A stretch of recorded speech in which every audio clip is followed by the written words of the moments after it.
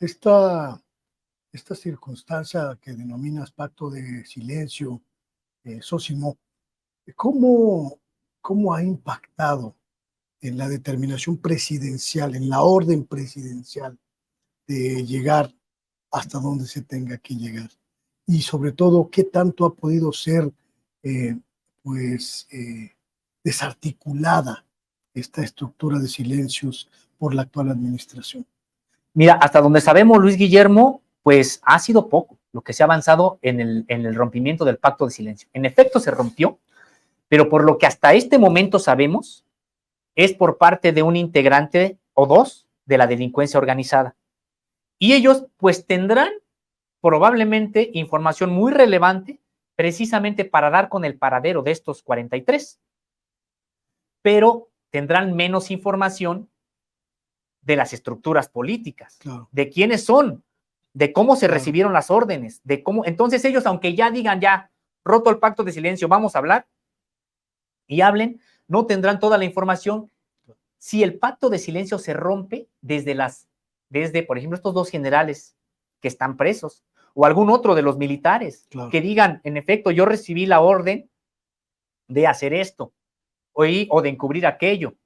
Me parece, está el caso de este hoy general, en su momento coronel, que ahora se sabe, Luis Guillermo, y decíamos, sí hay que reconocer los avances en esta investigación. Se sabe que este coronel incluso fue el que tenía 2 días después de que se ejecutara la desaparición y de que ya el mundo era un grito buscando a los 43, él todavía tenía a 6 estudiantes en una bodega, 2 días después de que había ocurrido ya la desaparición y de que todo el mundo estaba buscándolos. Y a instancias de él, por órdenes de él, no se sabe si por órdenes de él nada más o incluso él de manera material los asesinó. Eso ya se sabe hoy. Entonces, por ejemplo, pues este coronel tendría, hoy general, tendría que romper el pacto de silencio también sobre por qué lo hizo, solamente cubriéndose a él mismo y a otro grupo, o incluso por órdenes superiores del propio ejército mexicano. Todo eso es lo que se tendría que romper y es algo que todavía no se rompe. Y el presidente de la República, de hecho, se ha referido en varias ocasiones a este hecho y ha dicho, qué difícil nos está costando romper el pacto de silencio. Porque hay que recordar, pues las propias estructuras militares no se renuevan de la noche a la mañana. Claro. Hoy integrantes de las Fuerzas Armadas, pues eran ya integrantes desde el sexenio anterior. Y ojo, cuando concluya este sexenio, estos integrantes de las Fuerzas Armadas seguirán siendo parte de las Fuerzas Armadas en el próximo sexenio.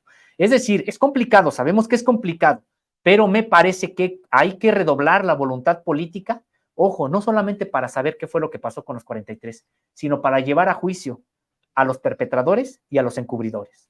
¿Tú crees que el papel de gente como Alejandro Encinas esté plenamente acotado por esta circunstancia? ¿Tú crees que al final esta decisión presidencial vaya a quedar como uno de esos asuntos de los que no se logró tener éxito? Híjole, es una pregunta muy difícil, Luis Guillermo, porque me parece que en efecto el gobierno mexicano no es monolítico. Es decir, que digan, hay una decisión, por ejemplo, presidencial, la acata el secretario, la acata el subsecretario y de ahí los directores y todos los demás. Así No es monolítico. De hecho, incluso podríamos decir que al interior del propio Poder Ejecutivo Federal hay desavenencias, hay desacuerdos, hay discusiones.